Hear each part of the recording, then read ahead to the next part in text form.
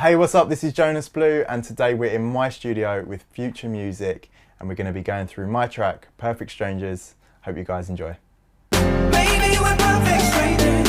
Maybe it's not forever. Maybe the night will change us. Maybe we'll stay together. Maybe we'll walk away. Maybe we'll realize we're only human. Maybe we don't need no reason. So, originally when I started this track, in the very early days of it, it started out with the marimba, if I remember correctly. The kind of... So it would have been, yeah, the kind of...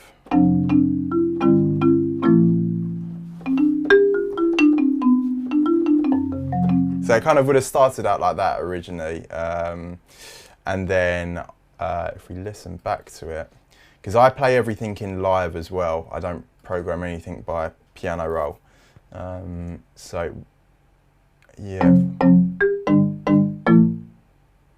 So the sound that I would have been playing the marimba off originally would have been just something within Logic, within the box, just to kind of get the idea down straight away. It's really important for me because, like I said, as a player, I play everything in live. I don't do anything by the piano roll, so I need to get kind of what's up here out straight away. So I would have just used something very standard within the EXS, and it was literally just the marimba, which is in within the EXS, and I would have put that down, and I then would have gone from that to then layering it, and I think there's about 3 layers of marimba in here. One's a xylophone actually. I might have even done a higher octave if I remember. Yes, it's an octave above. So with the combination of both of them, it would have been.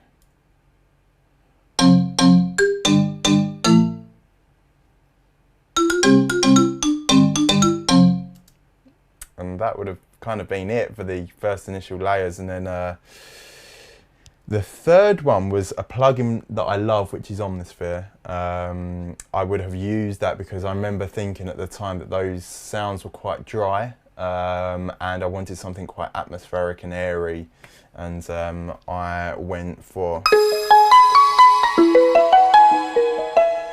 a sound in Omnisphere, if I remember correctly. Let's have a look. It was called Buenos Aires. So yeah, that was the sound underneath, and the combination of them all was like so.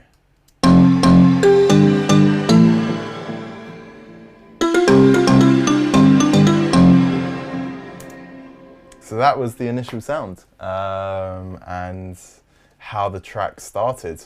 And then from that, like I said, I'm a musician, so a lot of the keys come for a lot of the, chords and melodies. They all start with me at the keys, and I probably would have gone.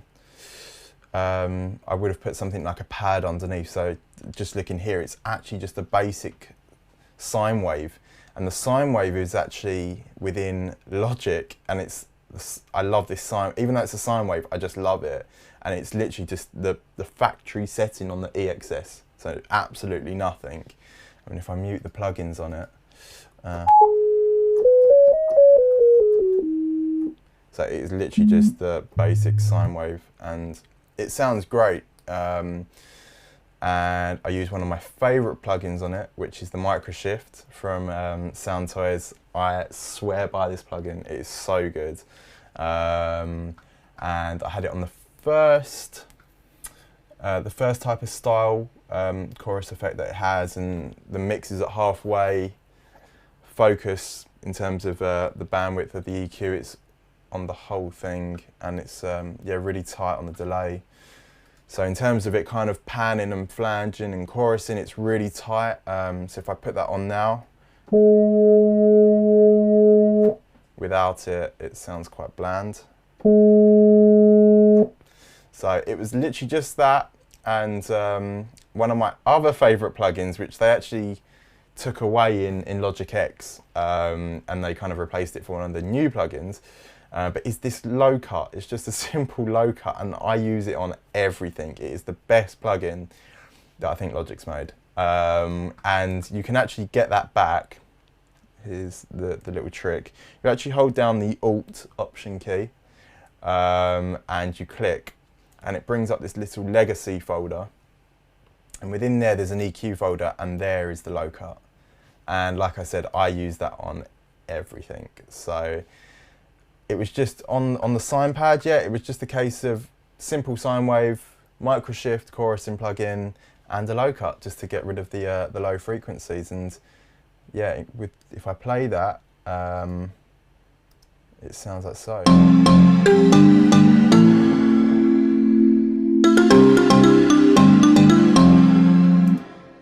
So that would have been the very kind of initial making of the track. I then would have moved on to drums. The one thing that I actually do standard on all my tracks is actually have a ghost kick. And what I mean by that is I will have a kick that I will route to a bus, or if it's audio, just leave it on the audio channel, and it will have no output. So in this case, it was a kick that I used from the EXS, bust that out to a bus, and that bus would have had no output. And what that does is it's basically my sidechain kick, and I generally always make it the same kick as the one that I'm using, so it has the same kind of decay and release. And yeah, that would have been what's happened here, and I've sent this kick so that I've got a sidechain kick to work with for anything that I want to sidechain. So that would have been the first thing I used when making my kick. So yeah, if I look at the kick here, it's actually one of my samples that I've got on an EXS. Yeah, it looks like a Vengeance kick. I'm not actually sure which one it is. So yeah, that would have been more for the kind of bottom end, and I would have, if I have a look at that again, yeah, so I've not actually done much to that because it was quite low anyway, and there was not much attack on that. More kind of like a woody kind of kick. So I've left that as it is, and looks like I've put Logic's Bit Crusher on it, which I love again, and the C1 gate from Waves, and I would have used that to yeah, definitely take the decay down on that and get it tighter within the record. That's something that I do actually at the end of in the mixing process. I don't actually mix at the same time when I make my records. I kind of make the record first, get the sounds how I want them, and then mix the record afterwards.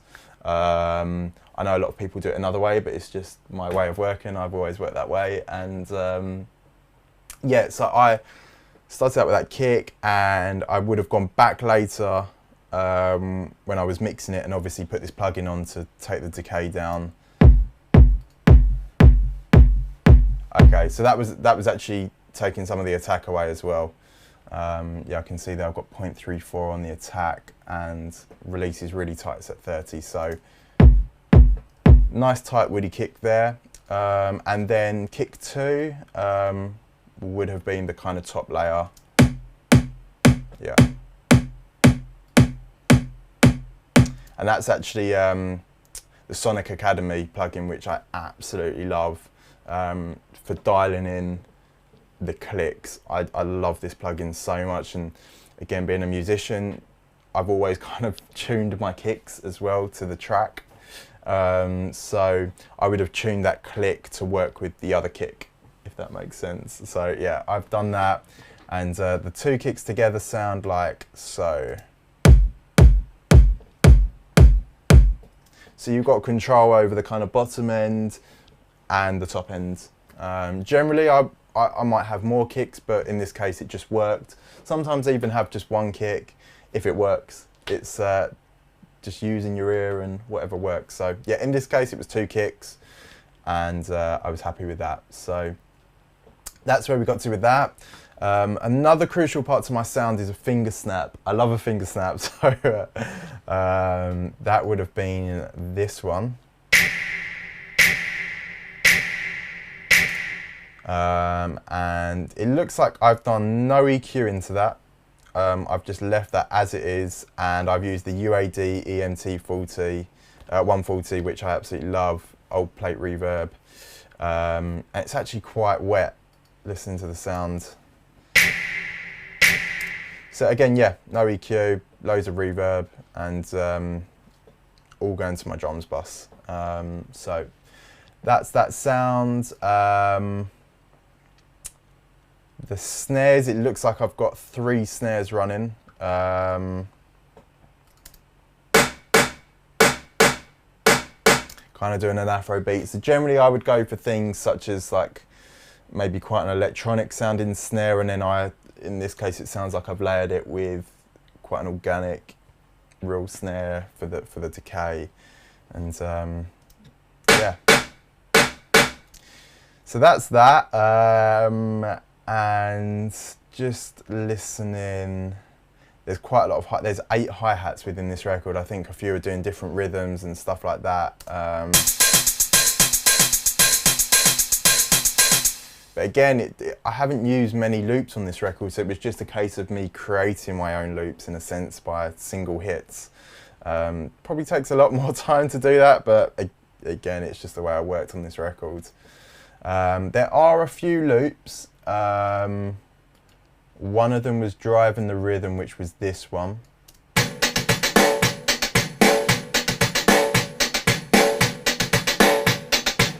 And that would have just been a sample loop from my library that I've collected over years. And yeah, just looking at the processing on that, there's the bit crusher, again, which I love, and that looks like that was on quite a high setting, getting that really granular sound. I've used the Devil Lock Deluxe plugin from Sound Toys. Again, I love that for that really crunchy sound, and yeah, I've used that. And what else? Again, the low cut, like I said, I love this plugin. It's just the best plugin.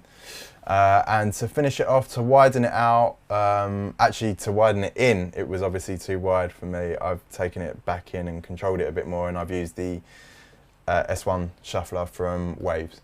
Great plugin. So yeah, that would have been that loop. So if we listen to the drums as a whole, I'll take it from the drop.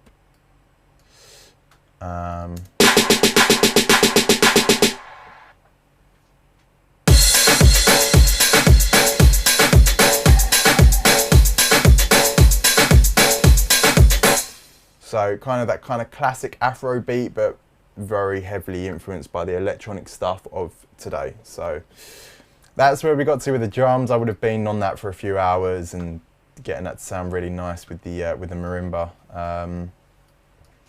So that's that. Obviously, another crucial part of the record is the brass sounds that I use on the drops. So there's kind of 2 main parts of this record. It starts out with the marimba, the really kind of lush sine wave pad, then going into a big kind of piano drop that I do, which I'll come back to in a minute. But the drop is, yeah, heavily based around organic brass sounds and a low octave bass synth sounds. So if we take a look at those, it was quite a complex thing that I did on the bass. I remember I had a couple of issues because in the mixing process, there's a bass sound I use which is trying to replicate what a kind of low-end brass woodwind instrument would do, and that was clashing with the bass that I had, because the bass, one of the bass that I have is on the offbeat, kind of doing that reggae rhythm, and the other bass is actually on the beat, on the kick, doing this kind of raspy low octave bass sound. So if we take a look at those, so yeah, the first sound was this brass bass sound, and it would have been a preset that I would have tweaked within Synth, it looks like.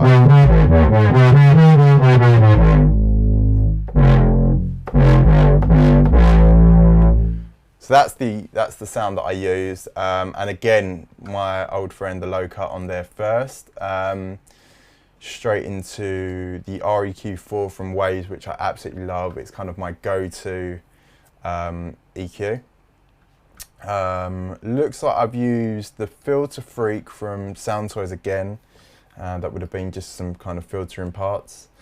And to finish the chain off, it would have been the compressor sidechaining again to my bus where I've put the kick to, so the ghost kick. So yeah, that's how that sound came about. The two after that, it looks like there's a massive sound in there that I would have tweaked.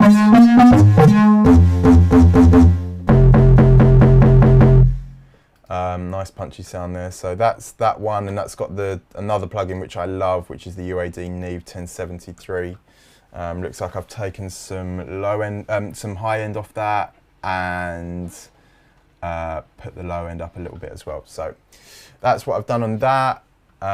Put some R bass on it. Again, another great plugin for some sub frequency exaggeration, and another massive plugin. That actually is probably the same sound, but I've put distortion on it and run it through, it looks like a couple of space designers, just for some more air. So if I put those together,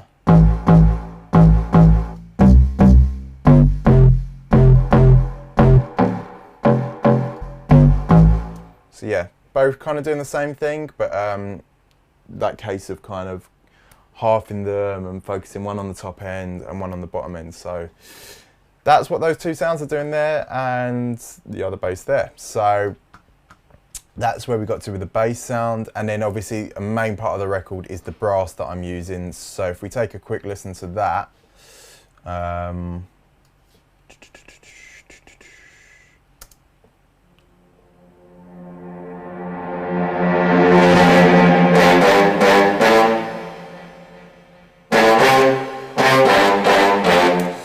so it looks like I've recorded some audio there, and I think that would have come from this Roland JV1010, if I remember at the time. It's really good for them kind of classic. It was used heavily on R&B and earlier kind of dance stuff in the early 2000s, and yeah, it's a great plugin. You can just literally dial in your sound that you want, brass sound or things like that, and I would have done that with that if we solo the sound. So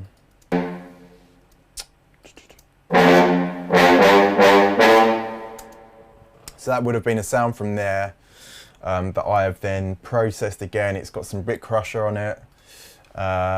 It's actually got the RVox. I love this plugin from Waves. It's kind of, it's weird. What it kind of does, it works like a compressor obviously, but it kind of brings up the tail of the sound. It's almost like a parallel compression almost, and it's bringing up the kind of release, exaggerates it a lot more. So almost like an upwards compression. So I've got that on there. And again, the REQ4 about 2D, doing 2 dB at about 4K. So nice and bright. And it looks like I've layered that sound with another one from Synth. If we have a listen to that.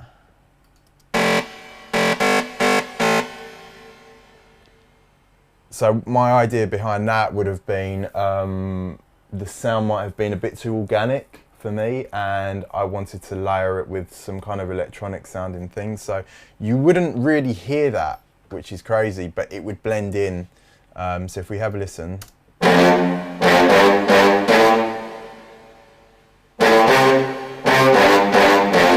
So it's literally kind of giving you that raspy sound of just brass basically. So that's the two sounds there doing the brass, and it looks like I've got just that big hit on the one. And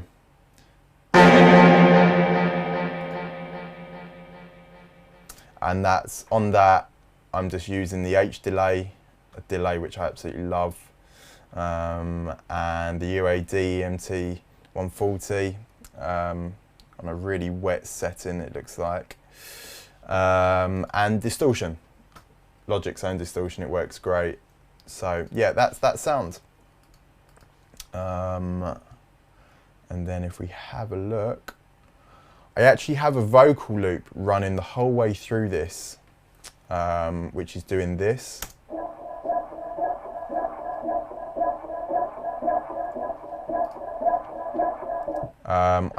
It looks like it's come from a Vengeance library, and I've done some heavy processing to it. So if I mute all this stuff and have a listen.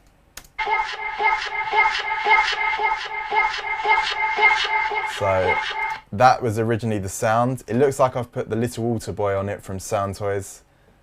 Love Sound Toys, clearly. And I've taken that down, yeah, minus 4.2. I've obviously tuned it to the record, and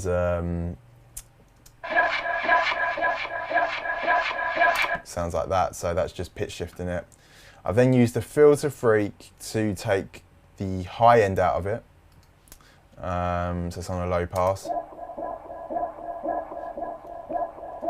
And I used the doubler, Waves doubler, just to kind of give me that big chorusy spread out effect. I probably used the micro shift in the start, but I kind of blend between the micro shift from Sound Toys, the doubler from Waves, and the S1 shuffler from Waves again. It's just kind of whatever sounds right, whatever's kind of not messing up the audio too much. And I obviously went with the doubler in the end. It sounded right, so. So yeah, so that's that sound. Some minimal effects that I've used on the track, just for some swishes and some booms and some bombs, but that's kind of pretty standard stuff. Just having a, so if we go back to the breakdown section, which is a big part of the record where the chorus hits, the first chorus hits. Here with me now, I don't want you to go. You're here with me now, I don't want you to go. Maybe we're perfect strangers, maybe it's not forever. Maybe the night will change us, maybe we'll stay together. So I would have gone straight to the piano in that section, no doubt about it. And again, it would have just been me just kind of and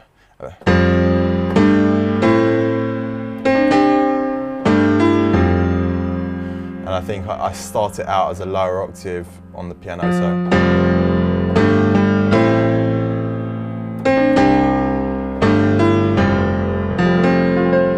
so that's how it would have started out. Maybe we're perfect strangers. And like I said, I start out with a low octave in the bass root note of the piano, because there's no actual bass there. So I think I wanted to create that feeling of it sounding big and wide, and I would have gone to the low octave on that. It would have been halfway through where I've got like some droney bass, almost like a Reese drum and bass kind of sound. It comes in, but I would have then gone up an octave in the bass and gone up to there rather than there. Just kind of a little trick that I do every once in a while to not have those low frequencies clashing with the bass, and yeah, it kind of gives you that feeling that you're building. So that would have been that. And piano wise, I've got such a thing about pianos. It takes me ages to find the right piano for a song, and I think with this one it's the craziest thing, because it's actually Logic's grand piano, like the most basic piano sound in Logic. It's not even the Steinway or the Yamaha, but it's the most basic one, and it just worked. So I stuck with that, and it looks like I've got quite a bit of processing on it. If we have a look. Maybe it's not forever. So I've got the CLA 76 from Waves, the Crystal Algae plugins. It's doing quite a lot of compression on that. So about 4 dB of compression on that. just really squashing it and kind of taking those dynamics away, but it kind of just gives you that big sound. So I've gone with that as the first plugin. Then I've got some EQ from Waves. Again, I love this plugin. Exaggerating the top end there, and looks like some at about 250k. I'm boosting it about 1.5.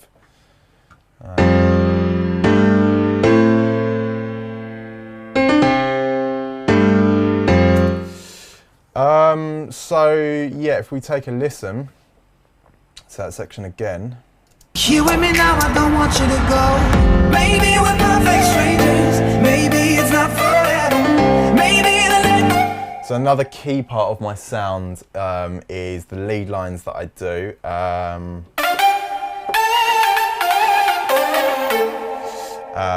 That kind of comes from my R&B days, where I'm a massive fan of R&B music. So listening to people like Brian Michael Cox, The Underdogs, Jermaine Dupri, all them guys, when they were doing their R&B stuff, their leads that they used to do were just heavily influenced by the pitch bend.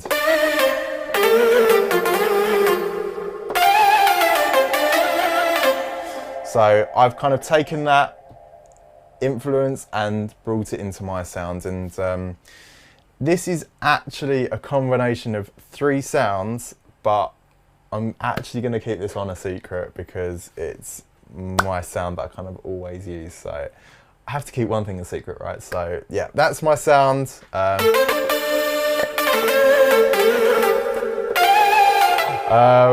So yeah, within that there's 3 sounds, and one of them would have been Massive, I think, and another is actually the Oddity from G4 Software. So yeah, they're 2 of the plugins.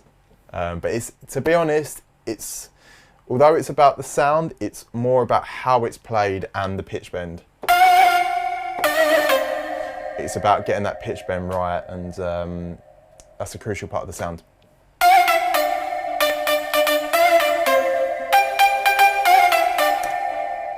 Yeah, that's where the sound comes from, and it's a heavy part of my record. So that, in combination with the piano, if we have a listen. So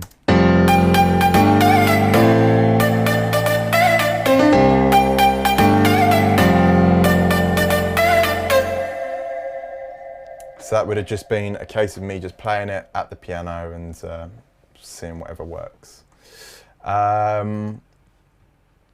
And then it looks like here, another layer I've got in the sound is, I call it my mouse stab. And that would have come from deadmau5. I was massively into that kind of the early progressive house stuff that he was doing, like things like Flax in Berlin and Strobe, and really influenced by those records. And even I remember it was a great record. And I would have been inspired at the time by those kind of plucky pads.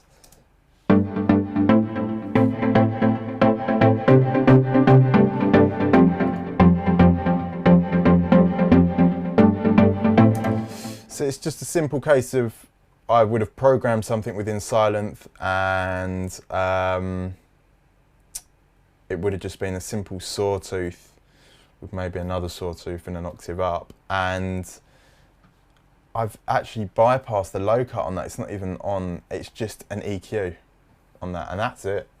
I really, when I'm making my songs, I think like a mix engineer as well. I think about, I don't just throw things in there, I put things in that actually work mix-wise. So I guess I kind of am mixing on the way, but I'm not doing any of that kind of processing and not in that mindset of mixing whilst I'm making music.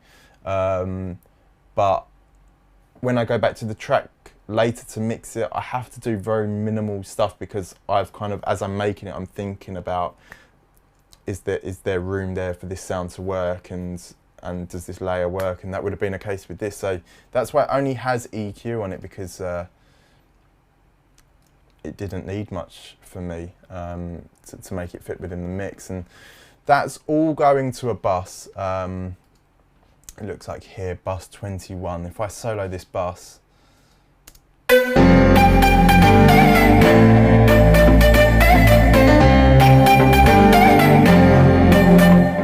that would actually be doing, the reason I've done that is I've actually sent that to a bus called Sidechain Instruments, and I would have been sending it to that bus to then sidechain for the whole track. So if I put the sidechain kick on and have a listen.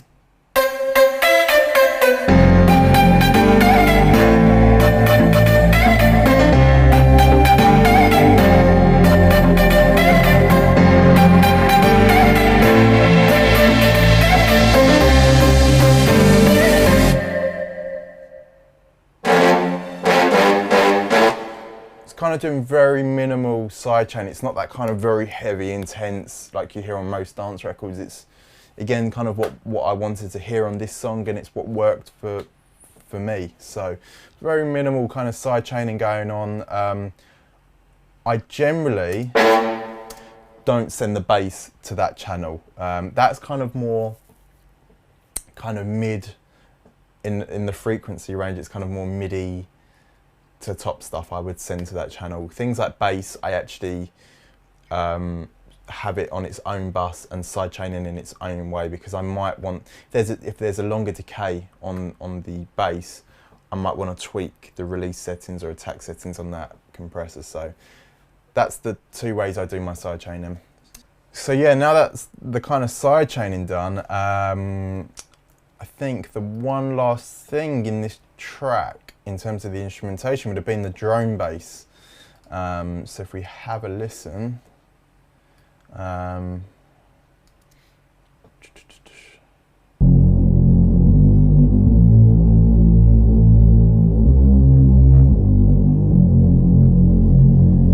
so again, that would have kind of come from my love of drum and bass music, and although it's not really Reese sounding, that would have been what I had in mind, is that kind of Reese growling filtered bass, and I use that a lot in my tracks, and looking at where it's come from, it looks like Massive, a preset that I again would have tweaked, and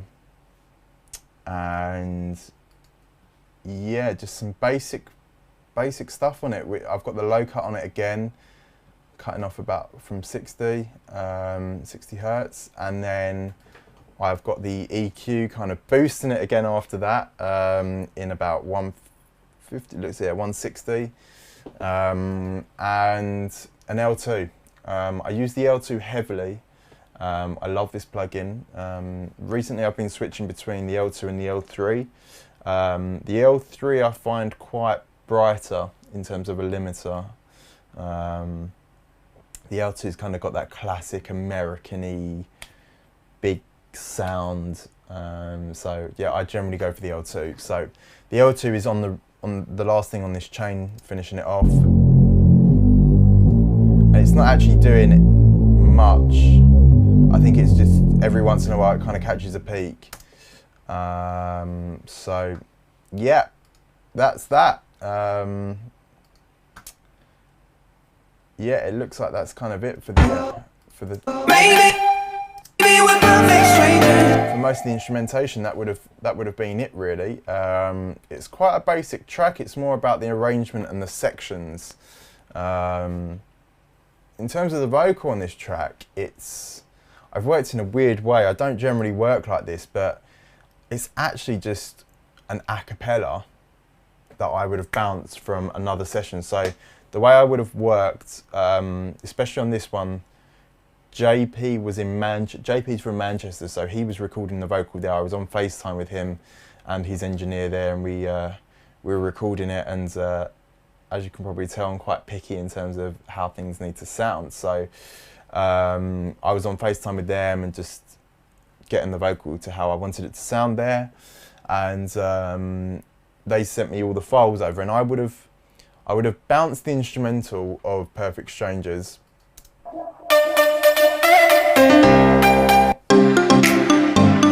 So I would have bounced all that and had that as just a simple 2-track, loaded it up within Logic, and had all the vocals underneath that and mixed to the track, which is quite a weird way, because generally, you know, you should be having your vocals within the mix, and and working it out that way. But yeah, in this case it was, I think I mixed the instrumental first and then I was mixing the vocals to my instrumental. I might have gone back and done a few tweaks if things weren't sounding right, but that's how I worked on this record. So yeah, I'm going to take you into the vocal session now, but just looking at that, yeah, it is literally just a case of the a cappella and me automating it a couple of dB here and there in certain sections.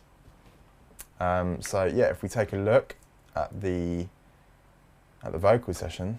So yeah, looking at this, what I actually did was, yeah, like I said, I bounced the instrumental, which would have been mixed, and then I would have mixed the vocals to that instrumental. A weird way of working, because generally I'm mixing everything at the same time to make sure placement is all right. But yeah, it was just how this worked out, and I received the vocals later, and I remember I was actually playing the instrumental out in my DJ sets for a while, so that's probably why I got the instrumental mix straight away. But yeah, if we have a look at the vocals now,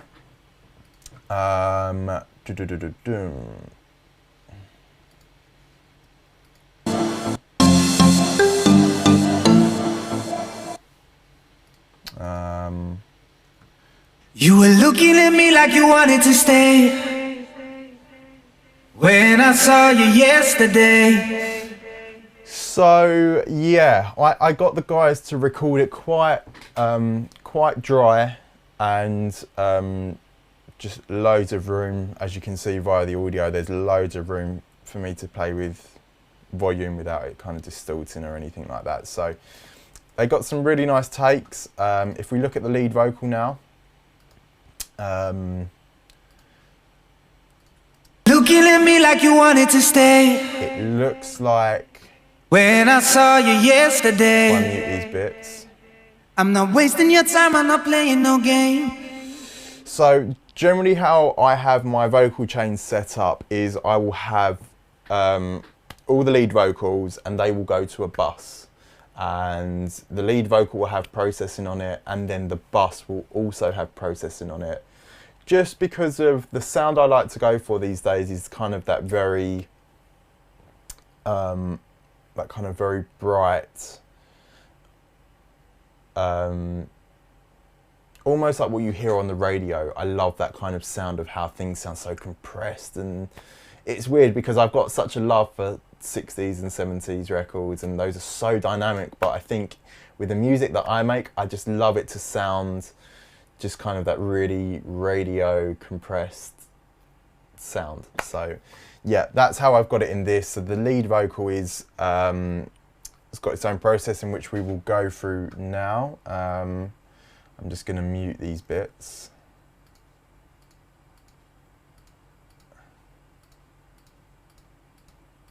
So this would have been the lead vocal by itself. Me like you wanted to stay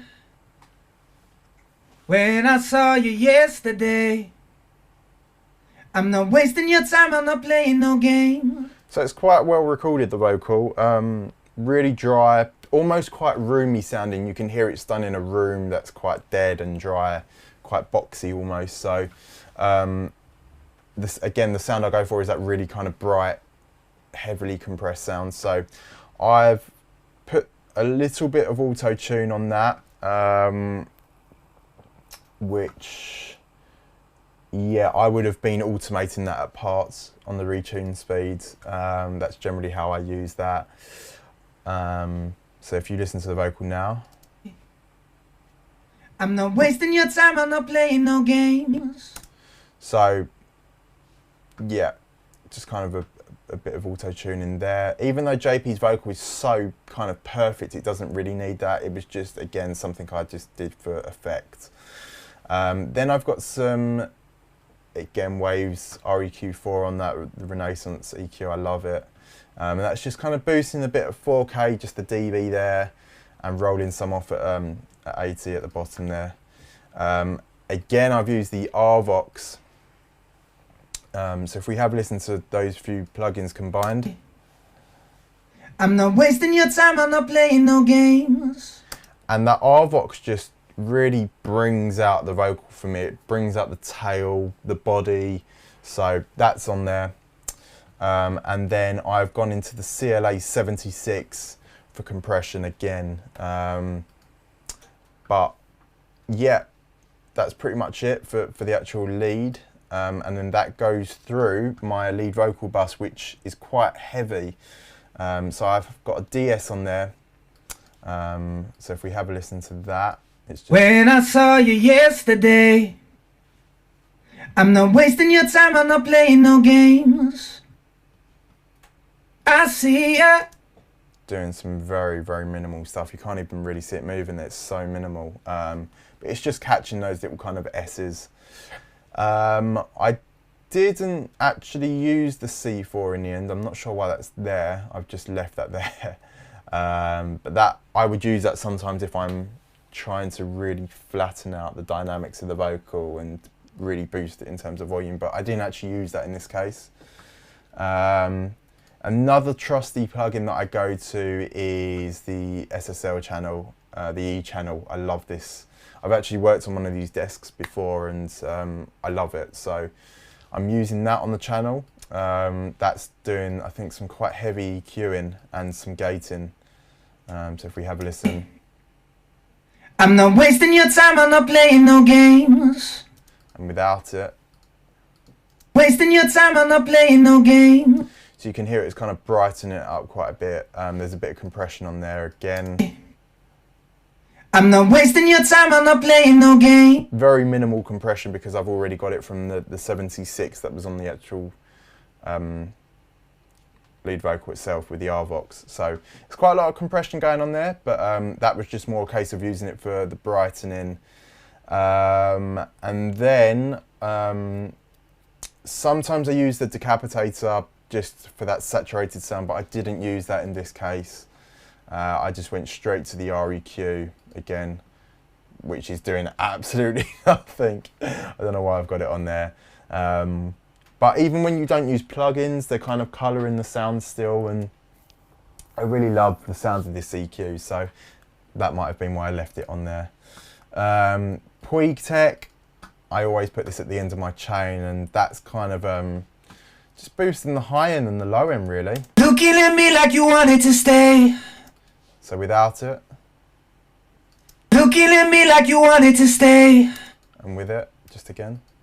You were looking at me like you wanted to stay. I love the sound of that, in my opinion. And then went straight to the L2 after that, just to take out all the peaks.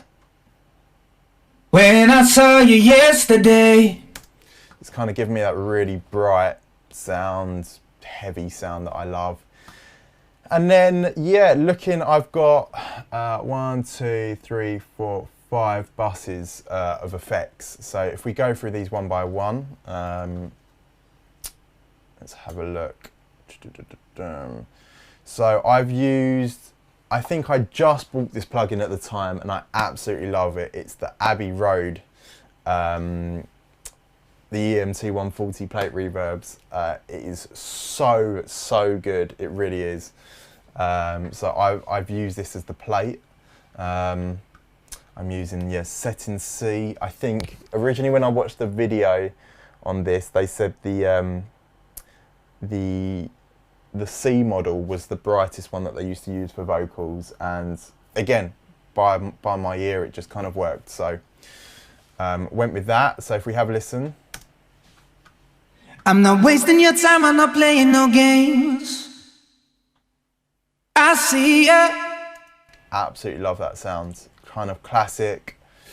And then my other reverb that I use pretty much on everything, I swear by it, is the R-verb. It's a setting that I've just kind of worked on for so long, and it works for every single song. So if we have a listen to that now. I see ya. Who knows the secret tomorrow will hold? Just kind of doing that nice hauly reverb. So if I take out the plate and you just have a listen to the R-verb. Wasting your time, I'm not playing no games. I see ya. It's kind of just really tallying it off nicely. It almost sounds like the Lexicon a little bit, so that's probably why I used it in the very start. So yeah, those would have been the two reverbs that I would have used. And then looking at bus. Who knows the secret tomorrow will hold? We don't really. So I've put, it looks like bus 17 here now. That would have been a delay, probably like a quarter note delay, and it actually looks like the super taps. I love this plugin. It is so great. Really need to know, 'cause you're here with me now, I don't want you to go. The reason I love this plugin is because you can actually focus on the stereo width and just where you want to place the delays to kind of land. And yeah, I've actually got this quite wide. As you can see, the right one is slightly more in and the left one's out. But yeah, love this plugin, been using it for a long time. I'm actually using the Pensado 8th note tap, and I've just probably tweaked it a little bit to work for the song. So that is the first plugin. Then again, my trusty old plugin, the low cut, taking out some of the low end, and distortion. And I'm not, the reason it doesn't sound, if we solo this delay.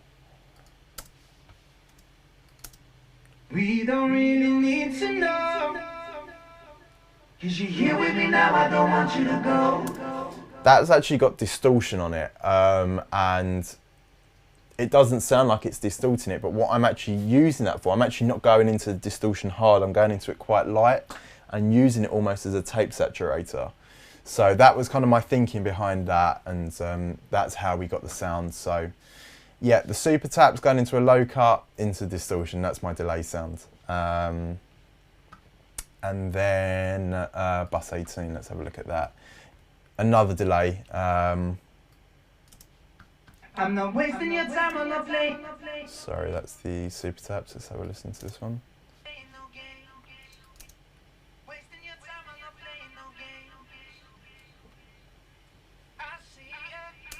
Again, kind of doing the same delay, but it's more centered, and I've rolled off all the bottom end of that, and it's just purely doing the top end. So if we have a listen to the vocal, hopefully you'll hear it.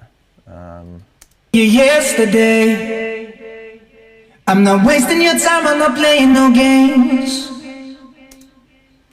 So that's the reverbs and delay. Bus 19, I can't remember what this was. Let's have a look. Bus 19. So yeah, bus 19, it looks like that would have been automation for delay when I'm trying to maybe repeat a sentence or a word or something like that. I've obviously just used that channel for that, and that's just purely the H delay on a yeah two note delay going into a distortion again. But it's not like the distortion, like I said, it's more of a tape saturated distortion. So that's pretty much it. But then when you piece all the vocals together, it looks like I've got a double going on here. I see it. Who knows the secret tomorrow will hold? Looking at me like you wanted to stay. So yeah, I've obviously got JP to do a double of this vocal, but I've panned one slightly to the right, and the main one is centered. I'm not sure why I did this. I think it just sounded a bit empty at the time, and I was looking for something to, I don't know, give it some width, and but natural width, not put a plugin on it. So that must have been the thinking behind that, and you can barely hear it, it's so low. Yeah, it's on -27, it's so low. When I saw you yesterday. But they're the two vocals, and again, it's the similar chain that I've got on there, and it's going to the lead vocal bus chain. So that's that. I then would have created another bus for BV, so things like harmonies and the double tracks, things like that. I would have put that into another bus. And it looks like that bus has got the similar processing on it to the lead vocal one, but I would have played with the the effects, the sends. I wouldn't have sent as much as the lead vocal, things like that. So if we have a listen to that BV bus.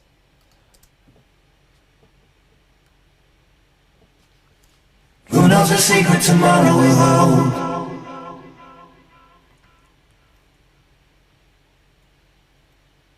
Here with me now, I don't want you to go. And it sounds like in there that I've also done some, I've taken maybe the lead lines or the double tracks and actually pitched them down, and I would have used something like the Little Water Boy to do that, because it's such a great plugin where you can pitch something down a whole octave, but you can change the format of it, where it doesn't sound like a Dark Devil all the time. You can actually get it to sound like the original vocal by a slight tweak, and it's one of the only plugins that I know that can do that. I'm sure there's probably loads more, but it's the one that I love and really works, so I use that all the time. So that's that, and then the main vocal bus. So I have the lead vocal bus, the BV bus. Looks like I've got another one as well, which would have been doing the come on, come on, come overs. If we have a quick listen to that. Come on, come on, come on.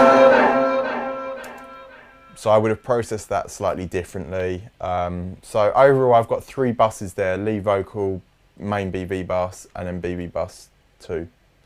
And then all of that actually would have gone to my main Vox channel, which has the SSL comp, probably doing a minimal amount of work. Let's have a listen. Where are we? Let's get up solo mode. Maybe we'll stay together. Maybe we'll walk away. Maybe we'll realize we're only you. So it's merely just kind of tickling that compressor a little bit. So I've got that on there just to kind of even out any peaks. And then another plugin that I swear by is the Kramer tape from Waves. I've got most of the tape plugins. I'm fortunate enough to have those, and even this one to this day, it just still works for me. It was a preset that I created, and I love it. I use it pretty much on everything. And I would have used this to kind of add some weight and soften out some of the highs maybe, and after that it then goes into my trusty old friend the L2. So if we have a look how much work that's doing. Maybe it's not forever. Maybe the light will change it. It's doing no work whatsoever. It's not hitting anything, but it would have just been for sound wise. I like the colour and sound that it's adding. So all of that would have been going into a final, but there's a lot of plugins going on here. But I've actually been using this plugin a lot recently, the MV2 from Waves. It's a weird upwards downwards kind of compression thing that goes on, and it's kind of got parallel compression. It's got a bit of everything in there, and I was actually using this on the master when I bounced the vocal. Looks like I've brought the low level up 4 dB and taken the high level down minus 2 dB. But if we have a listen to what that's doing, I'm gonna bypass it first. Maybe we're perfect strangers. Maybe it's not forever. Maybe we're perfect strangers. Maybe it's not forever. Maybe the light will change. You can hear it's kind of really controlling it and bringing out those highs a little bit. So I've used that on there. I've then gone into the REQ2, and I sometimes do this even on my actual tracks as well. The master chains on my tracks are generally just very, very simple. It will just be a limiter at the end. And even that gets taken off when I send it to my mastering engineer. But sometimes before the limiter, I put a very basic EQ on there to brighten it up. And that would generally be at about 4K. And I will range anywhere from 0 dB to 3 dB. And that's literally just to brighten the record up. Again, it's, you know, I really focus on getting my mix correct before doing anything like that. But sometimes it just might need that little boost at the end, and I've obviously done that to the vocal mastering at the end here. And then it goes into the L2 again. And if we have a look at how much work that's doing. Maybe we'll stay together. Maybe we don't. Come on, come over. Maybe we don't need no reason why. It's barely doing anything, but that's pretty much the vocal chain and all the plugins that I used for when I bounced the acapella and brought it back into the actual session of Perfect Strangers. So yeah, that's pretty much it. Well, there's a lot of processing going on there. It's quite a basic track, yeah, there we have it. Hey, thanks for joining me on my future music in the studio. I've wanted to do this for so long and I'm so happy I got to do it finally with you guys. And yeah, just the studio, it really is a bit of a kind of museum in here, and I'd like to thank Kent Spong, who keeps everything running in terms of synth-wise. And yeah, just make sure you keep following my music on all my socials at Jonas Blue Music. Take care, guys.